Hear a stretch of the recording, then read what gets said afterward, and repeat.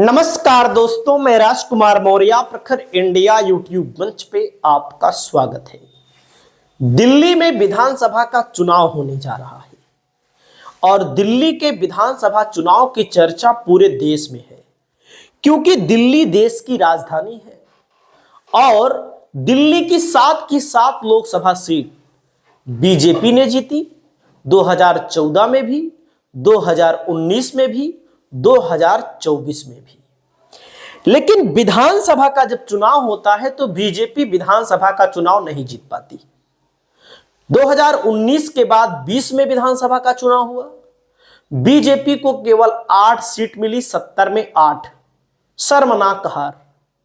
2014 के लोकसभा चुनाव के बाद 2015 में दिल्ली में चुनाव हुआ, बीजेपी को 7 में 7 लोकसभा सीट मिली थी 14 में, लेकिन 20 में 70 में केवल 3, शर्मनाक हार।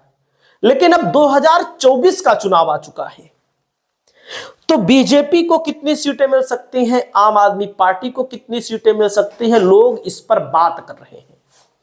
तो आपके सामने कुछ आंकड़े लेकर आ चुके हैं और आंकड़े होंगे मोदी से संबंधित, केजरीवाल से संबंधित। मुख्य मुकाबला मोदी और केजरीवाल के बीच है। ना तो मोदी कम है अपने आप में, ना तो केजरीवाल कम है, यही सच्चाई है। केजरीवाल ऐसे व्यक्ति हैं जो बीजेपी के नब्ज को ऐसा पकड़ते हैं कि बीजेपी इधर उधर कुछ कर नहीं पाती है। विधानसभा के चुनाव में, लोकसभा में नब्ज नहीं पकड़ पाते, वो अलग बात है। ये सच्चाई है केजरीवाल की, और लोग चाहे जितना हल्के में लें, आज भी केजरीवाल हल्के में नहीं है। सच्चाई यही है। और मैं आपको कुछ आंकड़े बताता हूं, फिर आपको सर्वे बताता हूं। देखो भैया, आपके सामने है 4 चुनावों का सर्वे। हम आंकड़ा पहले रख रहे हैं, जैसे 2008 का, 2013 का, 2015 का, 2020 का। 2008 में आम आदमी नाम की कोई पार्टी थी नहीं, आम आदमी पार्टी कोई थी नहीं। तो 2008 में जो प्रदर्शन रहा बीजेपी का 36.34% वोट और 23 सीट मिली। 2013 में 33, मतलब वोटिंग परसेंटेज कम हो गया, 36 से 33, और सीटें बढ़ गई 23 से 31। 2015 में 1% और वोट कम हुआ। आम आदमी पार्टी बीजेपी की केवल 3 सीटें थी, 32.20। यही 32% बीजेपी का बेस वोट है, जो बीजेपी की बुरी दशाओं में भी बीजेपी के साथ रहता है।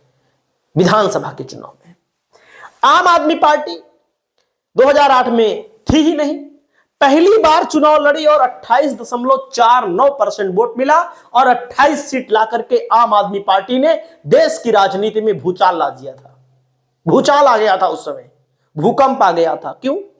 क्योंकि कोई पार्टी आंदोलन से निकली और पहली बार चुनाव लड़े, 70 में 28 सीट जीत ले, कोई मामूली बात नहीं होती है। 29.49% वोट प्राप्त कर ले। लेकिन 2015 में 67 सुनामी आ गई, 67 सीट, 70 में 67, और वोटिंग परसेंटेज 54.30। सुनामी आ गई। आप सोचिएगा, जहां 70 सीट हो विधानसभा में, केवल विपक्ष के 3 विधायक बैठे। विपक्ष था ही नहीं। आप सोचिएगा, विपक्ष तो था ही नहीं दिल्ली में, और आम आदमी पार्टी को 54.30%। ये आम आदमी का वोट परसेंटेज है। आप समझिएगा, 50+ मानिएगा, इससे कम मत मानिएगा। कांग्रेस 43 सीट लाई थी तो 2008 में, और 40.31% वोट मिला। और 2013 में कांग्रेस को केवल 8 सीट मिली, 24.55%। 2015 में कोई सीट नहीं मिली, 9.7% वोट मिला। और हकीकत यह है कि कांग्रेस की सरकार में शीला दीक्षित जब मुख्यमंत्री थी, तो जो भी आपको काम दिखाई पड़ते हैं, मेट्रो, सड़क, हाईवे, ज्यादातर काम, 90% काम कांग्रेस की सरकार में हुए हैं, 90%। लेकिन कांग्रेस की दुर्दशा क्या है आप समझ सकते हैं। 0 सीट, 9.7% 2015 में हुआ। बहुजन समाज पार्टी 2008 में ताकतवर पार्टी थी, दिल्ली के अंदर 14.05% वोट शेयर के साथ 2 सीट जीतती थी। 2013 में कोई सीट नहीं मिली, 5.35% वोट मिला और 2015 में 1.30 वोट पर सिमट गई बहुजन समाज पार्टी। अदर की कोई भूमिका नहीं है। अब 20 में आप देखिएगा, 20 में 70 सीट है, बहुमत के लिए 36 सीट चाहिए भैया, साफ साफ बात है, जो जिसको भी सरकार बनाना है। आम आदमी पार्टी को 2020 में 62 सीटों पर जीत मिली, 53.8%, यानी कि आम आदमी पार्टी का वोट विधानसभा के चुनाव में 50+ है। और वहीं पर भाजपा 8 सीटों पर चुनाव जीती और वोट शेयर 38% कस करके बीजेपी को वोट मिला। और क्या क्या नहीं हुआ था 2020 में, वो जो एनआरसी जो चल रहा था, हिंदू मुसलमान दंगा, बहुत कुछ हुआ, लेकिन बीजेपी को फायदा हुआ। लेकिन बीजेपी फायदे को जीत में नहीं तब्दील कर पाई। बहुत कुछ हुआ, जितना हिंदू मुसलमान का ध्रुवीकरण हो सकता था 2020 में हुआ था दिल्ली के अंदर। कांग्रेस को 4.3% वोट मिला। अब सोचिएगा, यह है कांग्रेस का बेस वोट। अब यहां पर आम आदमी पार्टी एमसीडी का चुनाव लड़ती है 2022 में।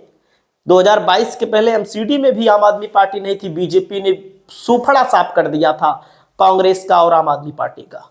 लेकिन एमसीडी में भी आम आदमी पार्टी की सरकार बन चुकी है, एमसीडी में भी आम आदमी पार्टी है। तो जहां पर एमसीडी में बीजेपी 181 वार्ड जीती थी, अब 104 पर ही सिमट गई। और वैसे भी मैं बता दूं, एमसीडी वगैरह का जो चुनाव होता है, इसमें निर्दलीय लोगों का भी अपना महत्व होता है, बहुत सारे लोगों का भी महत्व होता है, अलग अलग पार्टियों का भी महत्व होता है, तो वोट कम पड़ जाते हैं। एमसीडी के चुनाव परसेंटेज में देखेंगे तो आप देखिएगा, जो मैं बता रहा हूं, बीजेपी को 39% वोट मिला 2022 में, 2017 में 39, वही लगभग है, ज्यादा कोई अंतर नहीं आया है। आम आदमी पार्टी को 42%, कांग्रेस को 21% 17 मिला था, 11.68% 2022 में मिला। यानी कि कांग्रेस का वोट शिफ्ट हो जा रहा है कहां पर, आम आदमी पार्टी में। और साथ के साथ सांसद जीते, बीजेपी के जीते। और दोस्तों मैं आपको बताना चाहूंगा, जैसे तमाम सर्वे आएंगे, तमाम कंपनियों के आएंगे, तो आपको मैं बता दूं, जब पिछला सर्वे आया था, इसके पहले जब चुनाव हुआ था तब का आया था, तो महापोल जो बता रहा था, देख सकते हैं, महापोल आम आदमी पार्टी को 54 और भाजपा को 15, कांग्रेस को 1 सीट बता रहा था। टाइम्स नाउ का सर्वे आया था, 44 आम आदमी पार्टी को बता रहा था, भाजपा को 26, कांग्रेस को 0। इंडिया न्यूज का आया था 53 से 57, आम आदमी पार्टी का 11 से 17, भाजपा का 0 से 2, कांग्रेस का। रिपब्लिक जन की बात आम आदमी पार्टी को 48 से 61 बता रहा था, भाजपा को 9 से 21 और कांग्रेस को 0 से 1। ध्यान दीजिएगा, एबीपीसी वोटर भाजपा को 5 से 19 और आम आदमी पार्टी को 49 से 63, कांग्रेस या अन्य को 0 से 4। TV9 आम आदमी पार्टी को 54 और भाजपा को 15, कांग्रेस को 1। न्यूज एक्स पोल 50 से 56 आम आदमी पार्टी को, भाजपा को 10 से 14 और 0।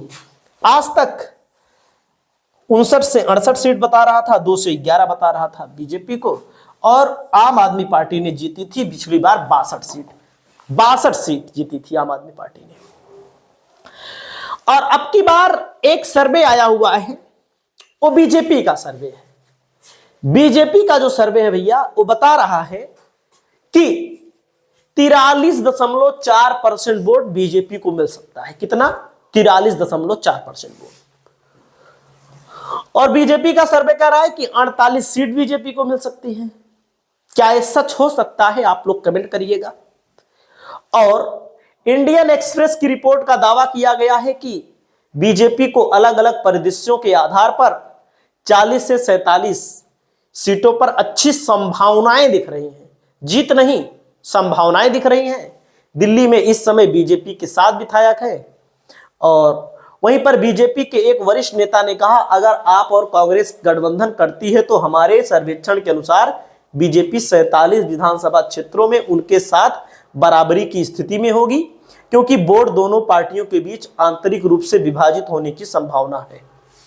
तो आप समझ सकते हैं, उन्होंने कहा वर्तमान परिदृश्य के आधार पर आम आदमी पार्टी, बीजेपी और कांग्रेस के त्रिकोणीय मुकाबले हैं। सर्वेक्षण में लगभग 40 सीटों पर आप बीजेपी के बीच सीधा मुकाबला होने की भविष्यवाणी की गई है। नई दिल्ली, ओखला, ग्रेटर कैलाश, मालवीय नगर जैसी कुछ सीटें हैं जहां आम आदमी पार्टी आगे है।